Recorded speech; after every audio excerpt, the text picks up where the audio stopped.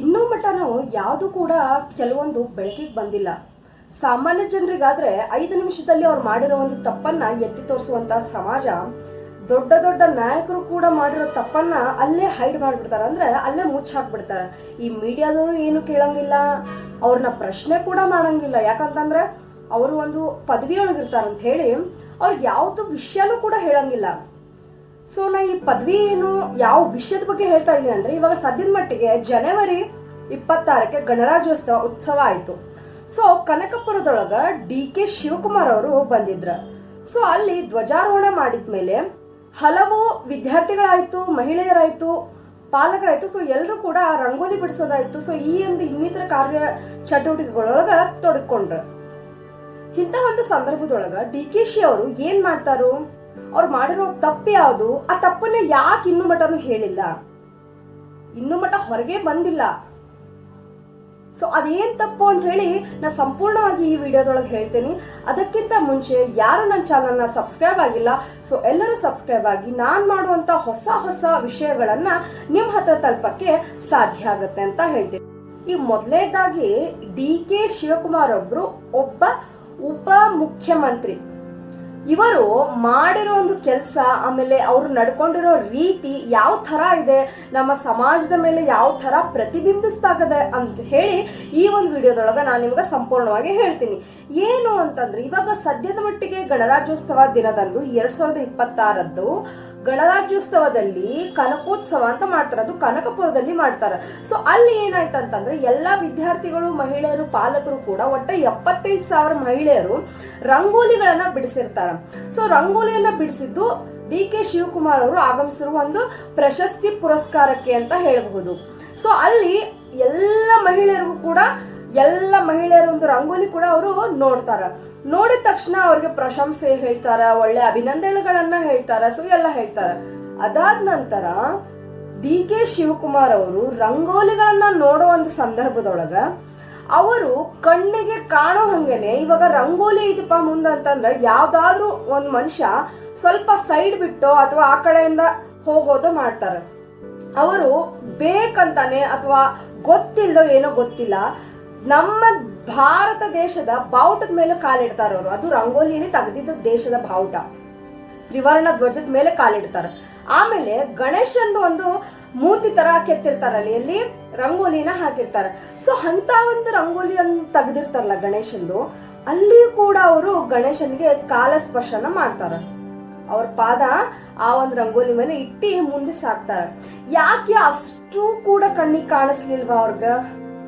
ಆ ಗಣೇಶನ ರಂಗೋಲಿ ಕಾಣಿಸ್ಲಿಲ್ವಾ, ಅಥವಾ ನಮ್ಮ ಭಾರತ ದೇಶದ ಧ್ವಜ ಕಾಣಿಸ್ಲಿಲ್ವಾ? ಯಾಕೆ ಎತ್ತಿ ತೋರ್ಸಲ್ಲ ಅವ್ರು ಮಾಡೋ ತಪ್ಪನ್ನ?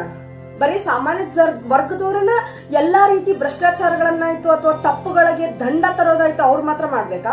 ಇವಾಗ ನೋಡ್ರಿ, ಎಲ್ಲೋ ಏನೋ ಲೈಟ್ ಬಿಲ್ ನಾವ್ ಏನೋ ಒಂದು ಮಿಸ್ಟೇಕ್ ಮಾಡಿರ್ತಾನ, ಆ ಕರೆಂಟ್ ಬಿಲ್ ಸ್ವಲ್ಪ ಹೆಚ್ಚು ಕಡಿಮೆ ದುಡ್ಡು ಹಚ್ಚಿರ್ತಾನ ಅಂತಂದ್ರೆ ಅವ್ನ ಮೇಲೆ ದೊಡ್ಡ ಕೇಸ್ ಆಗ್ಬಿಡ್ತೈತಿ. ಆಮೇಲೆ ಇವಾಗ ತಗೋರಿ, ಬಿಗ್ ಬಾಸ್ ಮೊನ್ನೆ ಗಿಲ್ಲಿ ಹಾಕ್ದ, ಅದು ಗೆದ್ದ. ಸೊ ಆ ಒಂದು ಗಿಲ್ಲಿ ಗೆಲ್ಲಬೇಕಾದ್ರೆ ಇಡೀ ಕರ್ನಾಟಕ ಜನನೇ ಅವನಿಗೆ ವೋಟ್ ಮಾಡಿದ್ರು. ಅದರಲ್ಲಿ ಇರುವಂತಹ ಪ್ರತಿಭಟನೆ, ಅದರಲ್ಲಿ ಇರುವಂತಹ ಒಂದು ಉತ್ಸಾಹ, ಈ ಒಂದು ಸಮಾಜದೊಳಗೆ ನಡೀತಾ ಇರುವಂತಹ ಕೆಲವೊಂದು ಕಾರ್ಯಕರ್ತರು ಮಾಡುವಂತಹ ಈ ಸಣ್ಣ ಪುಟ್ಟ ಒಂದು ತಪ್ಪುಗಳನ್ನ ಎತ್ತಿ ಹೇಳೋಂಗಿಲ್ಲ. ಕಾರಣ ಅಧಿಕಾರದಲ್ಲಿದ್ದಾರೆ, ನಮ್ಗೆ ಎದಕ್ ಬೇಕಂತ ಹೇಳಿ. ಕೇವಲ ನಮ್ಮ ಜೀವನ ಒಂದು ಶೋಗಷ್ಟೇ ಸೀಮಿತ ಆಗಿದ್ರ ನಾವು ಭಾರತದ ಪ್ರಜೆಗಳಂತ ಹೇಳಿ ಅನಿಸ್ಕೊಳ್ಳೋಕೆ ಉಪಯೋಗ ಇಲ್ಲ ಅನಿಸ್ತೈತೆ ಮನುಷ್ಯ ಯೋಚನೆ ಮಾಡಿದ್ರ. ಏನ್ ಅವಿದ್ಯಾವಂತರ ಇಲ್ಲ, MA ಒಳಗವರು ರಾಜ್ಯಶಾಸ್ತ್ರ ಪದವಿ ಪಡೆದಾರ, ಅಂದ್ರೆ ಪೋಸ್ಟ್ ಗ್ರಾಜುಯೇಷನ್ಸ್ ಅವರು. ಅಷ್ಟು ಕೂಡ ಸಾಮಾನ್ಯ ಜ್ಞಾನ ಇರಲ್ವಾ ಅವ್ರಿಗೆ? ಅವ್ರು ಯಾವುದೇ ಒಂದು ಪದವಿಯಲ್ಲಿ ಇರಬಹುದು, ಒಂದು ಸಾಮಾನ್ಯ ಜ್ಞಾನ ಅದು ಪ್ರತಿಯೊಬ್ಬ ಪುರುಷನಿಗೂ ಇರ್ತದ. ಒಂದು ದೇವರ ಫೋಟೋ ಅನ್ನ, ಆಮೇಲೆ ನಮ್ಮ ಒಂದು ಭಾರತ ಧ್ವಜದ ಇಲ್ಲ ಅಂತಂದ್ರೆ ಅದೇ ಹೆಂಗೆ? ಯಾವ ಮೀಡಿಯಾದವರು ಇದ್ರ ಬಗ್ಗೆ ಮಾತಾಡಿಲ್ಲ, ಯಾರು ಕೂಡ ಇದ್ರ ಬಗ್ಗೆ ಹೇಳಿಲ್ಲ. ಇವ್ರು ಮಾಡ್ತಾ ಇರೋ ತಪ್ಪು. ಅದೇ ದರ್ಶನ್ ಜೈಲಿಗೆ ಹೋಗ್ಲಿ, ಅದ್ರ ಬಗ್ಗೆ ನ್ಯೂಸ್, ಪೂರ್ತಿ ನ್ಯೂಸ್ 2 days 4 days ಮಟನು ನ್ಯೂಸು. ಅದ್ಯಾವ್ದೋ ಮೊನ್ನೆ ಒಂದು ಕೇಸ್ ಆಯ್ತು, ಮೊನ್ನೆ ಅಂದ್ರೆ 1-3 months ಬ್ಯಾಕೆ ಮಂಜು ಅವ್ರದ್ದು ಮತ್ತು ಲೀಲಾ ಅವ್ರದ್ದು ಒಂದಿತ್ತು. ಅವಳು ಹೋಗಿರ್ತಾಳೆ ಬೇರೆ ಹುಡುಗನ ಜೊತೆ, ಇವನು ಕಾಯೋದು ಅಳೋದು, ಅದು ದೊಡ್ಡ ನ್ಯೂಸ್ ಆಯ್ತು. ಇಂಥದ್ದೆಲ್ಲ ನ್ಯೂಸ್ ಮಾಡ್ತಾರೆ. ಇಂಥದ್ದು ನ್ಯೂಸ್ ಮಾಡಕ್ಕೇನು?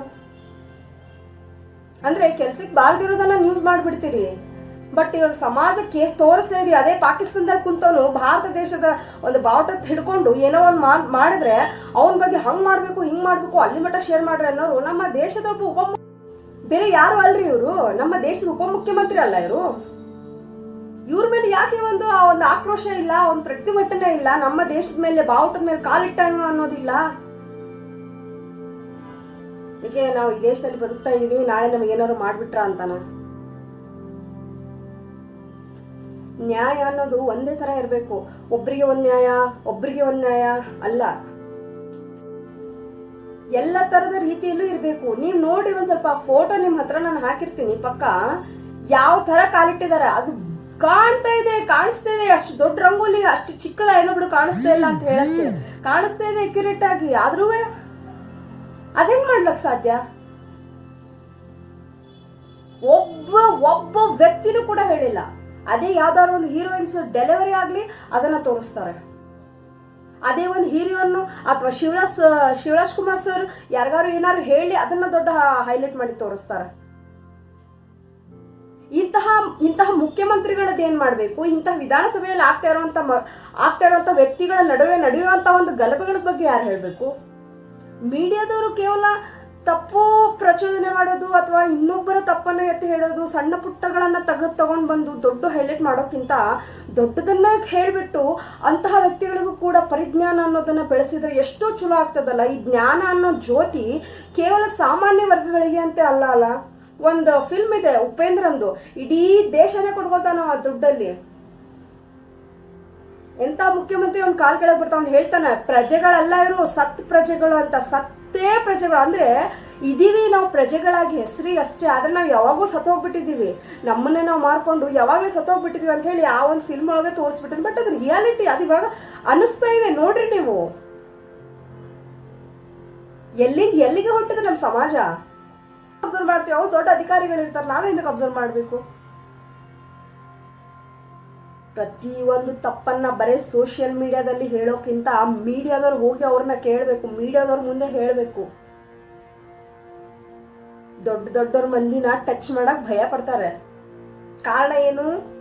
ನಮಗೆ ಅದಕ್ಕೆ ಬೇಕು ಬಿಡು. ಅದೇ ಸಾಮಾನ್ಯ ಜನರಿದ್ರೆ ಅವ್ರ ಮನೆಗೆ ಹೋಗಿ ಅವ್ರಿಗೆ ಇಂಟರ್ವ್ಯೂ ಮಾಡಿ ಅವ್ರಿಗೆ ಏನೇನ್ ಮಾಡಿದ್ರು ಏನೇನಿಲ್ಲ ಎಲ್ಲ ಕೆದಕಿ ತೆಗಿಯೋದು. ಇದು ನಮ್ಮ ಸಮಾಜ. ನಿಜವಾಗ್ಲೂ ಕ್ಲಾಪ್ ಹೊಡಿಬೇಕಿಂತ ಸಮಾಜಕ್ಕೆ. ಯಾಕಂತಂದ್ರೆ ತಪ್ಪು ಐತಿ, ಕಾಣಿಸ್ತೈತಿ, ಆದ್ರೆ ನಾವು ಅದ್ರ ಬಗ್ಗೆ ಹೇಳ್ತಾ ಇಲ್ಲ. ಅದೇ ಬೇರೆ ವ್ಯಕ್ತಿ ಏನಾದ್ರು ಹೇಳಿದ್ರೆ, ಇವಾಗ ಕನ್ನಡ ಪರ ಸಂಘಟನೆಗಳು ಇರ್ತಾವೆ. ಕನ್ನಡ ಪರ ಸಂಘಟನೆಗಳು ಯಾವ ತರ ಇರ್ತದೆ? ಕನ್ನಡ ಮಾತಾಡಿಲ್ಲ ಅಂತಂದ್ರೆ ಅಥವಾ ಕನ್ನಡಕ್ಕೆ ಅವಮಾನ ಮಾಡಿದ್ರೆ ಯಾಕೆ ಈ ರೀತಿ ಮಾಡಿದೆ ಅಂತ ಹೇಳಿ ಆ ಒಬ್ಬ ವ್ಯಕ್ತಿ ಹತ್ರ ಕ್ಷಮೆ ಕೇಳೋ ತನಕನೂ ಬಿಡಂಗಿಲ್ಲ, ನಾ ಮಾಡಿದ ತಪ್ಪು ಅನ್ನೋ ತನಕನೂ ಬಿಡಂಗಿಲ್ಲ. ಅದು ಒಳ್ಳೇದೇ ಅಲ್ವಾ? ಕನ್ನಡದ ಬಗ್ಗೆ ಬಂದ್ರೆ ಈ ರೀತಿ ನಮ್ಮ ಕನ್ನಡದ ಬಾವುಟ, ನಮ್ಮ ದೇಶದ ಗೌರವ ಅದು. ಅಂಥದ್ರ ಮೇಲೆ ಯಾರೋ ಒಬ್ಬ ವ್ಯಕ್ತಿ, ಅವನು ಮನುಷ್ಯನೇ ಆದ್ರೆ ಅವನ ಪದವಿಗೆ ನಾವು ಭಯಪಟ್ಟು ಸುಮ್ಮನೆ ಕುಂತೀವಿ ಅಂದ್ರೆ ಎಲ್ಲಿಗೆ ಹೊಂಟೈತಿ ನಮ್ದು ಸಮಾಜ? ವೀಕ್ಷಕರಲ್ಲಿ ಕೇಳೋದೊಂದೇ, ದುರ್ಬಲರ ಮೇಲೆ ತೋರುವ ನಮ್ಮ ಆಕ್ರೋಶ ದುಡ್ಡಿದ್ದವರ ಮೇಲೆ ಏನಾದ್ರು ತೋರಿದ್ರೆ ತಲೆ ಎತ್ತಿ ಹಾರ ಒಂದು ಬಾವುಟ ಹೇಳ್ತಿತ್ತು ಸತ್ಯಮೇವ ಜಯತೆ ಅಂತ. ಧನ್ಯವಾದಗಳು ಎಲ್ಲರಿಗೂ. ಈ ವಿಡಿಯೋದ ಮೂಲಕ ನಿಮ್ಗೆ ಹೇಳೋದು ಒಂದೇ, ನ್ಯಾಯ ಸತ್ಯ ಎಲ್ಲ ಒಂದೇ ಥರ ಆಗಿರಬೇಕು. ಅದಕ್ಕೆ ಅಲ್ಲ ಕೋರ್ಟಲ್ಲಿ ಕಣ್ಣಿಗೆ ಬಟ್ಟೆ ಕಟ್ಟೋದು ನ್ಯಾಯದ ಮೂರ್ತಿಯ ಮುಂದೆ. ಸೊ ನಾವು ಕೂಡ ಕಣ್ಣು ಮುಚ್ಕೊಂಡು ಕೂರೋಕ್ಕಿಂತ ಕೆಲವೊಂದನ್ನ ಮಾತೆತ್ತಿದ್ರೆ ಭಾಳ ಒಳ್ಳೇದಂತ ಅನಿಸ್ತದೆ.